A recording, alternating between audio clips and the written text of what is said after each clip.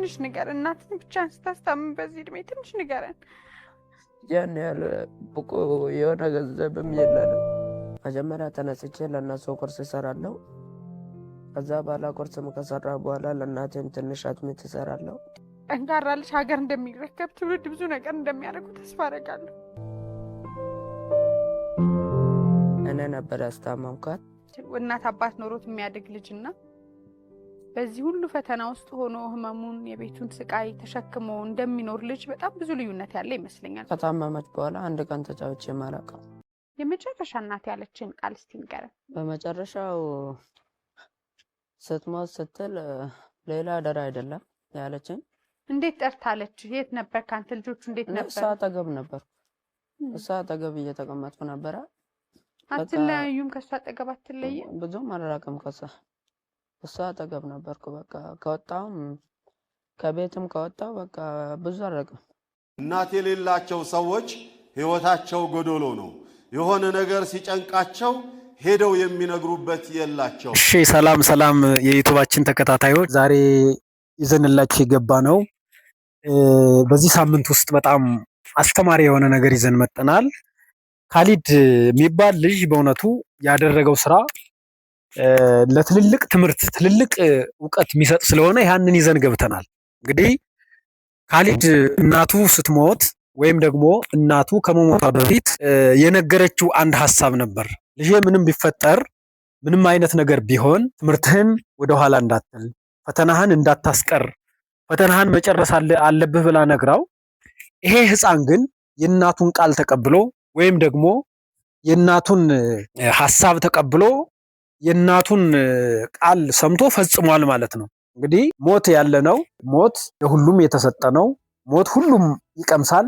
ነገር ግን ከዚህ ከአሟሟቱ ውስጥ ላይ ወይም ደግሞ ከእናትና ልጅ ውስጥ ላይ በደንብ ልንገነዘበውና ልናስተውለው የሚገባ ነገር አለ ብዬ አምናለሁ። አንደኛው ምንድነው? ይህ ህፃን ከእናቱ ጋር ያለው አቋም በእናቱ ላይ አለመደራደሩን፣ የእናቱን ቃል ማክበሩን፣ ለእናቱ ሲል መከራዎችን መጋፈጡን፣ ለእናቱ ሲል ቃሏን ለመፈጸም ሲል ሞት እንኳ ያልበገረው ልጅ መሆኑን አይተናል። እናቱ ሞታ እሱ ግን ፈተናውን መጨረስ ፈተናውን የስምንተኛ ክፍል ፈተና ለመፈተን ወደዛ ሄዷል ማለት ነው። ስለዚህ ይሄ ልጅ ምንድነው ከኛ የሚያስተምረን? በእኛ ህይወት ውስጥ ላይም እንደዚህ አይነት ነገር አለ። በትምህርት ደረጃ ወላጆቻችን ለብዙ ነገር ጠብቀውን፣ ወላጆቻችን ቃል ሰጠውን፣ ወላጆቻችን ዩኒቨርሲቲ ተመርቀን ዲግሪ ጭነን ማስተር ጭነን እንድናሳያቸው መከታ እንድንሆናቸው አስተምረውን፣ ነገር ግን እኛ በመንገድ የቀረን ብዙ ሰዎች አለን።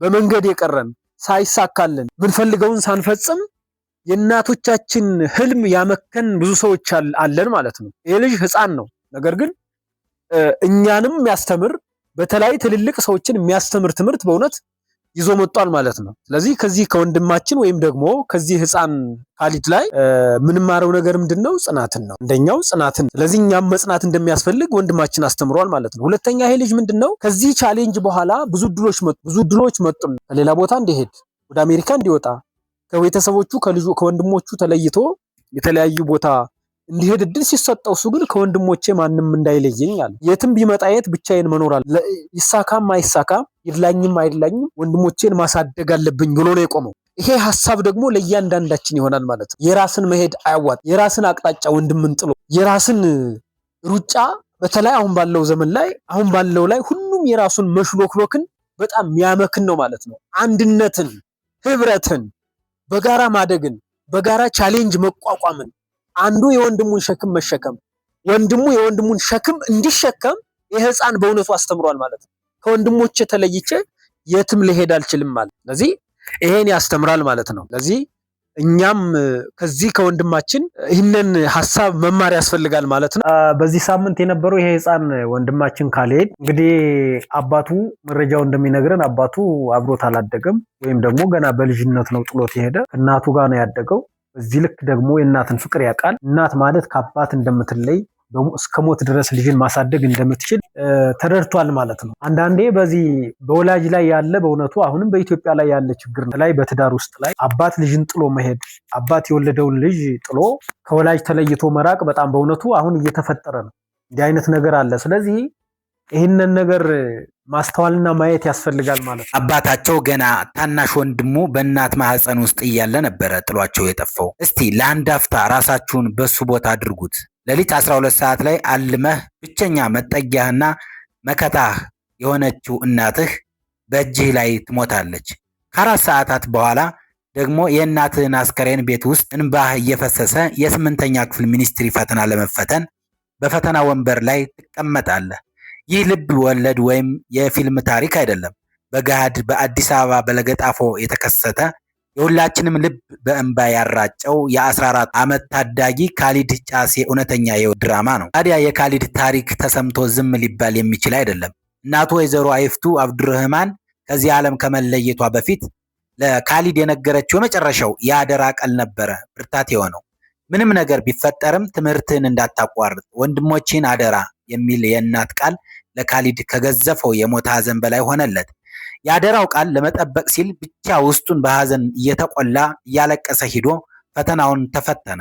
ተመልሶ መጥቶ እናቱን ቀበረ። በማግስቱም ደግሞ እንደገና የቀበሩትን የቀሩትን ፈተናዎች ለመጨረስ ወደ ፈተና ክፍል ተመለሰ። እንዲህ አይነት ጽናት፣ እንዲህ አይነት ብርታት በዚህ የልጅነት ዕድሜ ከወዴት ይገኛል? ይህ ታዳጊ ያለ ዕድሜው ትልቅ ተራራ የመሰለ የቤት ኃላፊነት ተሸክሞ የኖረ ጀግና፣ አባታቸው ገና ታናሽ ወንድሙ በእናት ማህፀን ውስጥ እያለ ጥሏቸው የጠፋ ሲሆን እናቱ ደግሞ በድንገት በደረሰባት አደጋ በህመም ለወራት አልጋ ላይ ወድቃ ነበር። በዚህ ሁሉ መከራ ውስጥ ካሊድ ጎህ ሳይቀድ ተነስቶ ለታናናሽ ወንድሞቹ ቁርስ ይሰራል። ልብሳቸውንም አልብሶ ወደ ትምህርት ቤት ይሰዳል። ከዚያም የታመመች እናቱን እያስታመመ እየመገበ እሱም ትምህርቱን ያጠናል። የ14 ዓመት ልጅ ሳይሆን ለአጠቃላይ ቤተሰቡ እንደ አባትና እናት ሆኖ የኖረ የቁም ነገር አባት ነው። አሁን እናቱ አርፋለች። ካሊድ እና እድሜያቸው 10 እና 6 የሆኑት ሁለት ታናናሾቹ ብቻቸውን ቀርተዋል። የሚኖሩበት ቤት በክረምቱ ዝናብና ብርድ የሚፈተናቸው የቆርቆሮ ቤት ቢሆንም ካሊድ ግን ወንድሞቼን ጥዬ የትም አልሄድም፣ እናቴ የምትናፍቅበት ይኸው ሰፈሬ ነው፣ እዚሁ ወንድሞቼን እያሳደግኩ መማር ፈልጋለሁ በማለት ከውጭ ሀገር ጭምር የቀረቡለትን የብቻ እድሎች በሙሉ ውድቅ አድርጓል። ሰሞኑን እንዳየነው በመቅዲሻው ላይ የቀረበው የዚህ ታዳጊ ታሪክ መላው የኢትዮጵያን ሕዝብ አስለቅሷል። በለገጣፎ ክፍለ ከተማ የሚገኙ መልካም ጎረቤቶቹና የሃይማኖት አባቶቹ ልጁን ብቻውን አልጣሉትም። እድሜው ከ18 ዓመት በታች ስለሆነ እሱ ብቻውን አካውንት ማንቀሳቀስ ባይችልም ታማኝ የሀገር ሽማግሌዎችና ጎረቤቶቹ የተካተቱበት ኮሚቴ ተዋቅሮ በአዋሽና በስንቄ ባንክ የእርዳታ አካውንትም ተከፍቶለታል። የኢትዮጵያ ሕዝብ እስካሁን ያደረገው ድጋፍ የሚደነቅ ቢሆንም ለልጆቹ ዘላቂ ሕይወት ለትምህርታቸውና ለቤታቸው በአግባቡ ለመገንባት አሁንም የሁላችን እጅ ያስፈልጋቸዋል። ታዲያ እናንተ አዳዲስ ቪዲዮዎችና እንዲህ መሰሎችን አዳዲስ ዜናዎችና እናንተ እንዲደርሱ ሰብስክራይብ፣ ላይክ፣ ሼር ማድረጋችሁን አትርሱ።